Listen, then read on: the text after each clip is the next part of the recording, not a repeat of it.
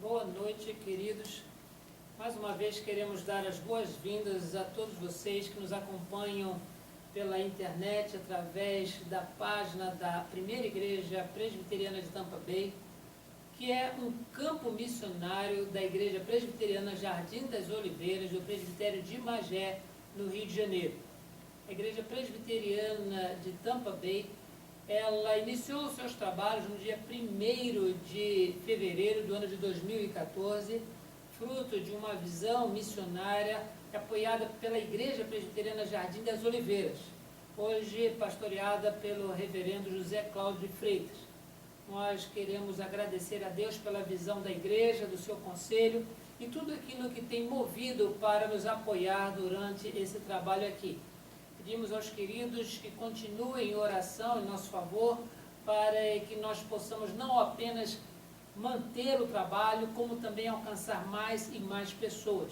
Temos realizado atividades de publicidade nos jornais da região, como também em revistas brasileiros, a fim de que pessoas tomem conhecimento da existência desse trabalho e possam ser movidos pelo Espírito Santo para vir congregar conosco, aprender a respeito de Jesus e também crescer espiritualmente.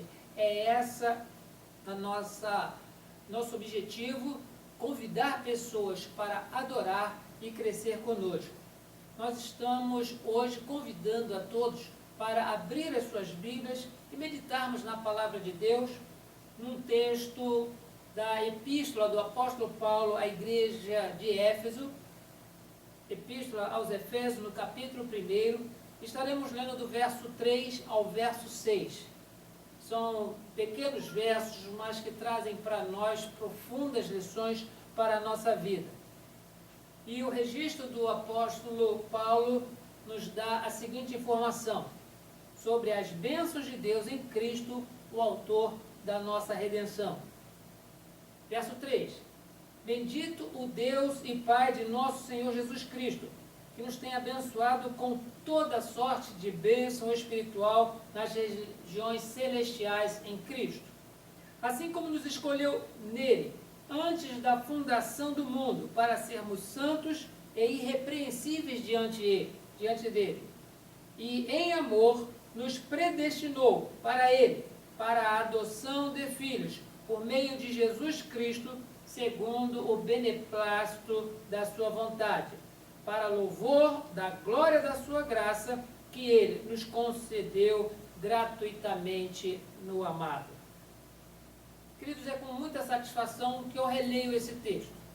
Releio porque, independente de ser uma segurança para todo aquele que crê, essas palavras trazem para nós, especialmente nesse período do ano, uma reflexão bem especial por causa do momento que nós estamos vivendo.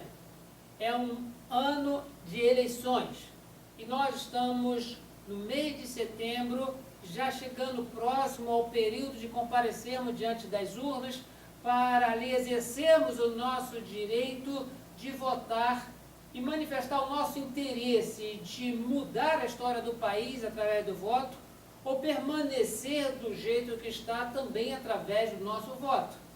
Na realidade, cada um de nós deve pedir orientação a Deus sobre como proceder diante deste momento importante na vida do país. Muitas coisas já aconteceram que alertam a população quanto à sua intenção de voto. Não é o sorriso do candidato, não é o seu discurso eloquente, mas o fruto da oração diante de Deus, em que certamente vai iluminar o coração de cada um quanto a como proceder diante da urna. Qual o candidato que Deus falou ao seu coração que será o líder, que será o governador, que será o deputado estadual, federal, senador e presidente da República.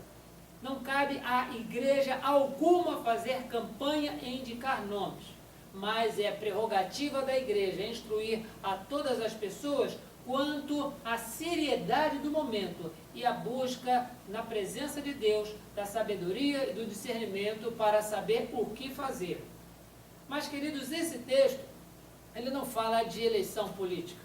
Esse texto aqui jamais tem a intenção de dizer que o apóstolo Paulo estava diante de uma urna para mudar o governador ou aquele que estava orientando administrativamente a vida da cidade de Éfeso. Ele vai falar aqui a respeito de Deus. Ele vai falar aqui a respeito de alguma coisa que fortalece a fé dos efésios quanto àquilo que eles já tinham ouvido e que pela ação do Espírito Santo tinham compreendido. Todas essas informações vêm estruturar, vêm embasar, vêm colocar maior firmeza na proclamação do Evangelho nessa cidade. O apóstolo Paulo começa a sua epístola mencionando já no verso 3 que ele bendiz a Deus por causa do povo de Éfeso, por causa da igreja de Éfeso, mas bendiz a Deus também por causa daquilo que Cristo fez na vida daquela igreja, pelo que Cristo fez na vida do apóstolo Paulo, e podemos dizer daquilo que Cristo fez na nossa vida. É importante, irmãos, nós observarmos como tão poucos versículos podem trazer grande significado na nossa vida. Porque bem diferente daquilo que nós podemos manifestar diante da urna na eleição no Brasil, nós sabemos que muitas vezes nós nos decepcionamos com as nossas eleições, com aquilo que nós fazemos e não era como nós pensávamos, não era do jeito que nós queríamos. E muitas pessoas se arrependeram daquilo que foi feito porque não conseguiu ver no candidato a realização do seu projeto de desenvolvimento. Mas nós estamos falando aqui a respeito de um Deus que ele escolheu pessoas, um Deus que elegeu pessoas, um Deus que faz com que o seu propósito jamais seja mudado, porque ele, que é não apenas o Criador, mas ele é o provedor, e todos os eventos da história se dirigem para cumprir aquilo que ele já determinou. Nós sempre seremos responsáveis pelos nossos atos, mas jamais iremos frustrar os planos de Deus. O texto, irmãos, que nós temos lido, nós somos convidados a refletir nessa noite a respeito do porquê que a escolha e a eleição em Deus, ela é eficiente e porque ela é eficaz. Por que a eleição, a escolha de Deus, ela é eficiente e ela é eficaz? Gostaríamos de primeiramente fazer a distinção dessas duas palavras. A palavra eficiente refere-se ao processo pelo qual qualquer trabalho está sendo desenvolvido. Eficiente porque está funcionando. Mas quando se fala de eficaz, já fala de resultado. Eficiência, processo. Eficácia, resultado. A eleição e a escolha de Deus, ela não é somente eficiente porque ela funciona. Ela vai realizando todos os meios para os quais Deus, já pela sua vontade soberana, determinou aqueles a quem ele escolheu. Mas é eficaz porque Deus verdadeiramente consegue o seu intento. Ele não somente escolhe, mas ele faz com que a pessoa entenda isso. E compreendendo o propósito de Deus, reconheça no seu coração que é impossível resistir à vontade de Deus. Sim, queridos, podemos ver que a eleição e a escolha de Deus, ela é eficiente e eficaz, primeiramente, porque ela é desde os tempos antigos. Não foi algo feito no improviso, não foi algo feito há pouco tempo atrás, mas é algo que a onisciência de Deus já havia predeterminado desde os tempos antigos. Por isso que menciona o verso 4, assim como nos escolheu nele antes da fundação do mundo. Eu não existia, você não existia, você não existia, você que nos assiste também não existia na fundação do mundo. Mas antes do mundo ser fundado, antes dele ser criado, antes dele vir a existir, diz-nos a palavra, Deus já havia escolhido, Deus já havia eleito, ele elegeu pessoas para a sua finalidade. E essa finalidade é descrita no próprio texto, mas nós queremos dizer que ela é eficiente porque durante toda a história da humanidade nós vemos como Deus, ele cumpre o seu propósito, não por causa das pessoas que vão mudando, mas por causa daquilo que ele move, mudança nas pessoas, naquilo que ele realiza para que as pessoas entendam o seu propósito. E as pessoas, sem alguma exceção, sem nenhuma exceção, elas acabam conduzindo seus passos dentro daquilo que é da vontade de Deus. Isso porque foi algo feito antes da fundação do mundo. A escolha de Deus foi algo tão pretérito que é impossível nós mencionarmos que ela não terá um fim objetivo pelo qual Deus mesmo já desenhou, pelo mesmo motivo que Deus já elaborou na sua mente, na sua sabedoria, no seu poder eterno. Sim, queridos, a eleição em Deus, a escolha em Deus para a salvação, ela é eficiente, ela é eficaz, primeiramente, porque ela foi realizada desde os tempos antigos. O segundo ponto que o apóstolo Paulo aqui nos orienta em relação a este tema maravilhoso é de que, além de a escolha do Senhor ser desde tempos antigos, ela nos aperfeiçoa a cada dia.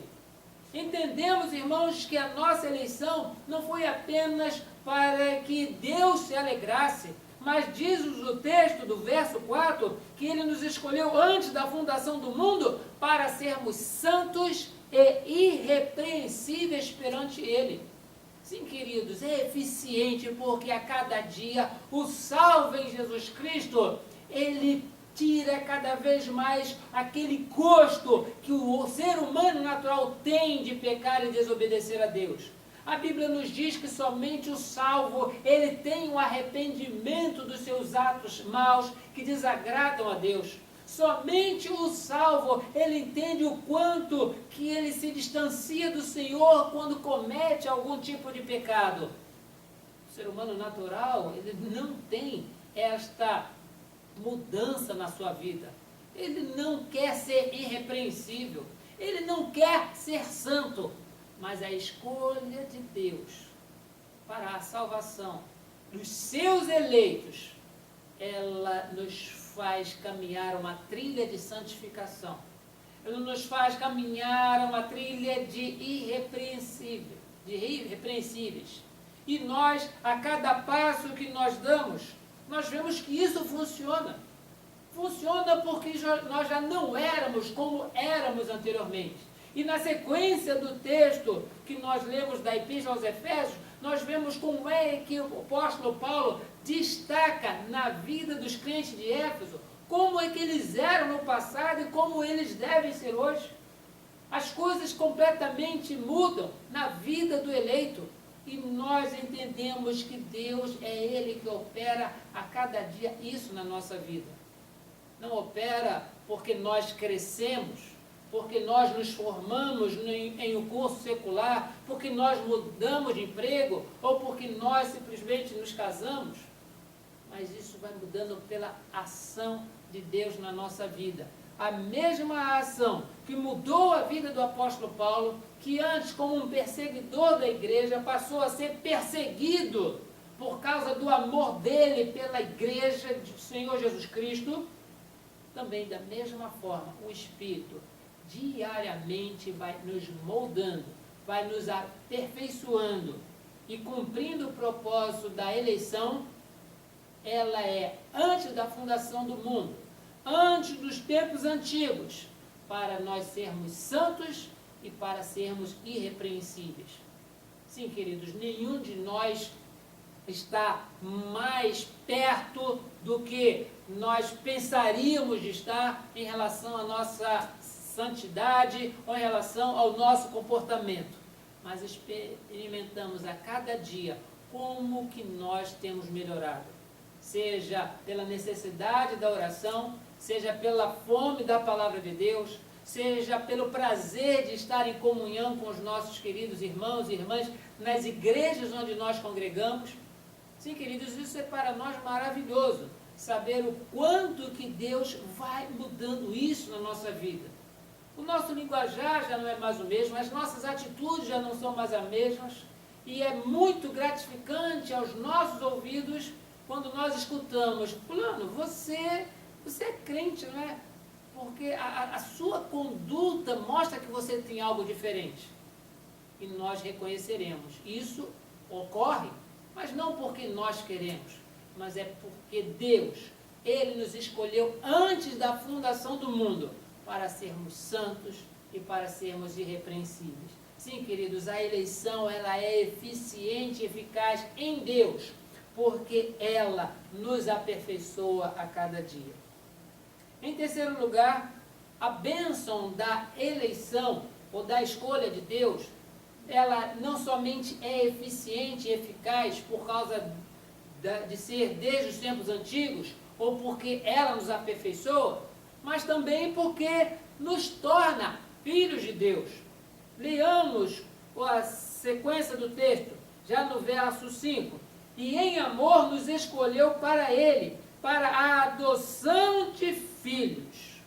Que coisa maravilhosa, que coisa maravilhosa. Nós que outrora estávamos mortos nos nossos delitos e pecados, nós éramos por natureza filhos da ira, porque toda a nossa conduta nos afastava de Deus. Nós não tínhamos uma paternidade divina, pelo contrário, nós éramos escravos dos nossos próprios pecados, e não somente isso, nós estávamos à mercê do inimigo das nossas almas. Mas diz-nos a palavra de Deus: o Senhor nos deu vida, estando nós mortos nos nossos delitos e pecados. E por causa desta vida que Ele nos dá, essa nova geração, Ele não nos chama mais de criaturas, mas nos chama de filhos. E sermos filhos de Deus por adoção é um privilégio que só os eleitos possuem. Qualquer outra pessoa vai dizer: eu também sou filho de Deus. Nós vamos concordar, porque a palavra de Deus, ela nos orienta que o Senhor, Ele tem 3 categorias de paternidade. Ele é pai por geração de Jesus, porque Jesus é o unigênito do Pai. É o único gerado pelo próprio Deus. Nós sabemos isso nos evangelhos, quando Maria recebe a visita do anjo que lhe diz: o ente que de ti há de nascer será chamado Altíssimo, porque ele será gerado pelo Espírito Santo. Sim, queridos, Deus é Pai por geração apenas de Jesus. Deus é Pai por adoção de todos os eleitos. E Deus é Pai de criação de todos os seres vivos, racionais que existem, porque Deus criou a todos. E essa ilustração, ela é muito própria para o momento, de que nós vemos, muitas vezes, em algumas casas, crianças brincando juntas, e dentro desse grupo de crianças, nós podemos observar aqueles que são gerados pelo casal. Esses são filhos gerados. Mas o casal, ele pode opinar de adotar filhos. E o processo de adoção faz com que aquela criança ela tenha uma certidão de nascimento, e naquela certidão estará o nome do seu pai adotivo, nome da sua mãe adotiva, e passará a ter os mesmos direitos do filho nascido em casa.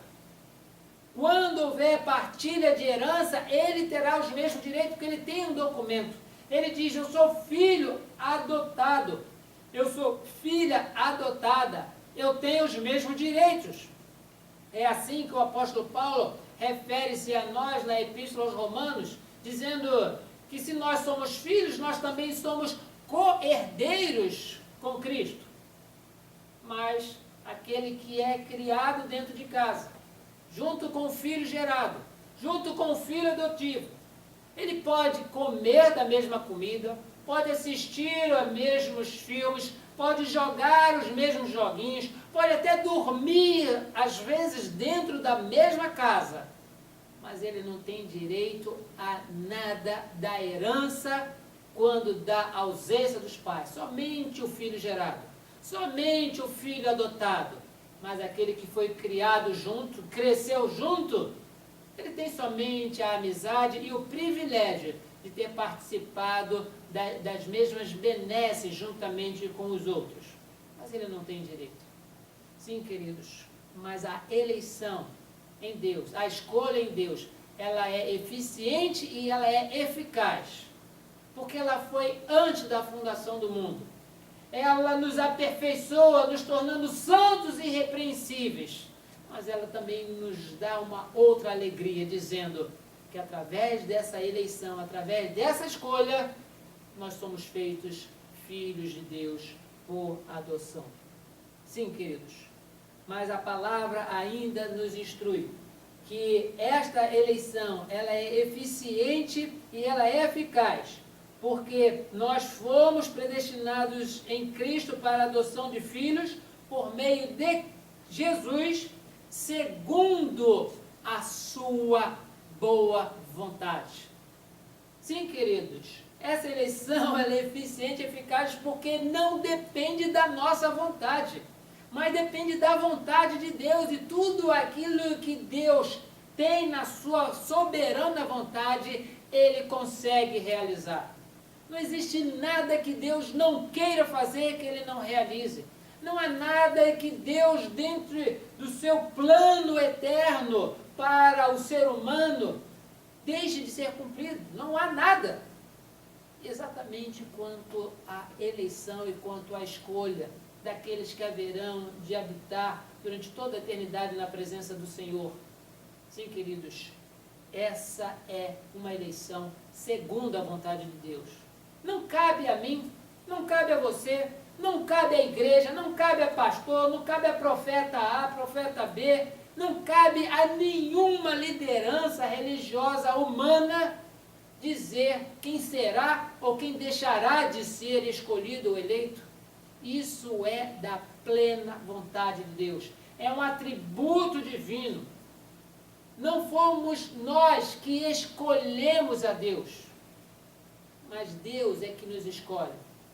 Parafraseando este pensamento, nós lemos no Evangelho de João, no capítulo 15, verso 16, Jesus falando aos seus discípulos: não foste vós que escolhestes a mim, antes eu vos escolhi a vós outros, para que vades e deis frutos, e o vosso fruto permaneça, a fim de que tudo quanto pedis ao meu Pai, eu lhe vou-lo conceda.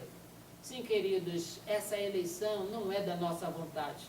Hoje, brigando pelos cargos públicos, existem pessoas fazendo campanhas, porque no coração deles há uma vontade de ser eleitos. Mas quem será eleito? Aquele em quem eu votar? Talvez. Aquele em quem você e você votar? Talvez. Mas nós temos a certeza de que ocuparão os cargos públicos na nossa vida secular somente aqueles que forem alvo da vontade de Deus para aquele momento. Para a vida espiritual não é diferente. Pessoas não escolhem, acordam naquele dia e dizem: hoje eu quero ser filho de Deus. Isso não acontece. Diz-nos que essa escolha ela é feita em Deus. É da vontade de Deus, da boa vontade de Deus, para pessoas que jamais tinham esse intuito, esse pensamento, esse desejo, esta aspiração de morar durante toda a eternidade juntamente com o Pai. Mas fomos eleitos desde os tempos antigos para sermos santos, irrepreensíveis, chamados filhos de Deus, mas não porque nós queremos, mas sim porque Deus assim o quer.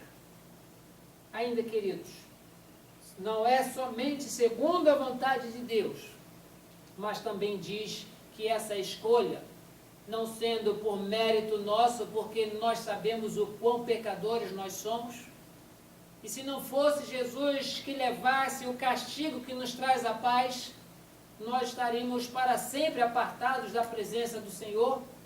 Mas diz o apóstolo Paulo nessa epístola, especificamente no verso 6, que toda essa escolha, toda essa eleição, ela tem um único propósito: para o louvor da glória da sua graça, que Ele nos concedeu gratuitamente no amado. Sim, queridos, essa salvação, essa eleição, essa escolha de Deus, não é porque nós seremos melhores do que os outros, que nós estaremos nos ensoberbecendo, desprestigiando uns e achando que somos isso, que somos aquilo. Isso não é para a nossa glória. Isso não é para a nossa vaidade ou para o nosso orgulho. Diz-nos a palavra de Deus que essa escolha do Senhor tem como objetivo para a glória da sua graça. Sim, queridos, o único que deverá ser exaltado no processo da salvação, desde os tempos antigos até a nossa existência e para os tempos eternos, o único que levará toda a honra, toda a glória e todo o louvor é somente o Senhor. Estamos aqui para agradecer, estamos aqui para servir, estamos aqui para contemplar ao Senhor na sua bondade para conosco, quando outrora tudo aquilo que não era bom para nós, o Senhor fez recair sobre o seu Filho Jesus, seu unigênito Filho. E nós, por conta do que Jesus fez por nós temos esse livre acesso à presença do Senhor.